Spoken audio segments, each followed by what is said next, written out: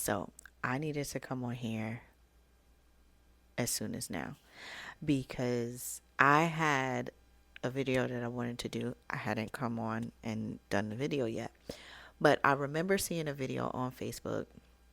Lady was saying that, she was saying to her kids, "Oh, poor baby, blah, blah, blah, blah, blah, blah, blah." And her husband was like, "You will not speak over our kids poor anything. They are not poor." And basically, he was getting at her for the words that she was speaking. Well, I had also a thought about that because I recently put out a video where I was like, "Oh, my mind was blown," and pop, pop, pop, pop, pop.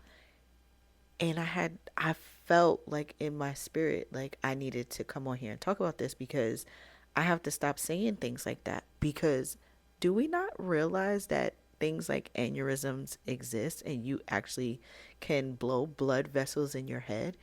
And so I hadn't put out the video yet. And then I went to church today. And although my pastor's message was different, it still related to the words that we speak. And so I was just I was just like, whoa. And I was like, I need to come on here and tell you guys exactly what I was getting in my spirit. So I was going to tell you guys about the scripture that basically says life and death are in the power of the tongue. Yes, that is very true.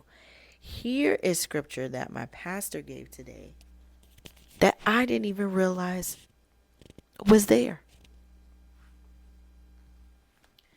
So the scripture is coming out of Numbers, and it is Numbers 14, verse 28.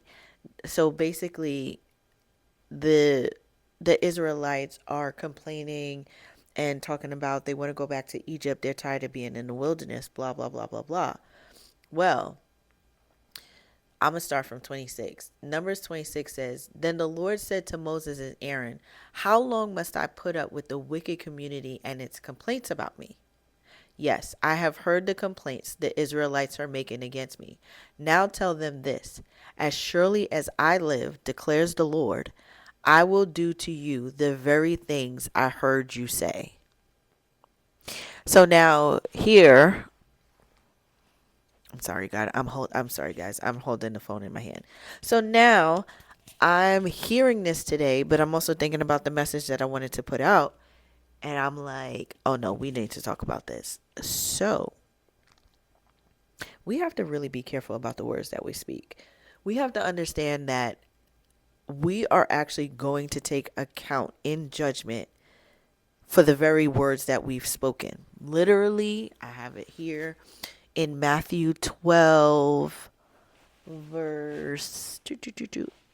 Uh, yeah, you guys are looking at this with me in real time because I literally just found it.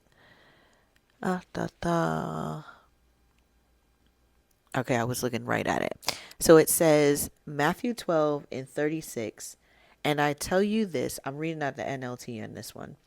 "And I tell you this, you must give an account on judgment day for every idle word you speak. The words you say will either acquit you or condemn you." God is very intentional in his word, and he's very serious about the words that we speak. We need to make sure that we are being mindful of the words that we are saying because we may very well be speaking ourselves into sickness. We may very well be speaking ourselves into debt. We may very well be speaking ourselves into whatever you don't actually desire. This is why we have to speak in faith and speak those things as if they were, even though they currently are not. So I leave this with you. Be very wise in what you choose for your words when you speak. Things like, "Oh, my back is killing me." And I used to get on my best friend about this all the time. Your back is not killing you. Is it hurting you very badly? Yes.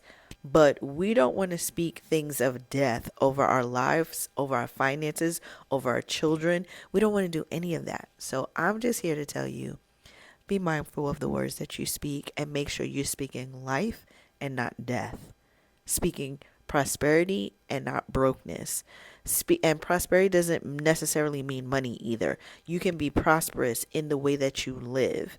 right? So let's just be clear. We need to be mindful of the things that we're saying in our everyday lives. If you're at a job that you don't like, but God's got you there for a reason, then you need to speak better words. Like, you know what, God? I'm grateful for my job, despite how I feel, right? We need to be careful of the words that we speak. I love you. Let that seed plant deep and grow strong in Christ.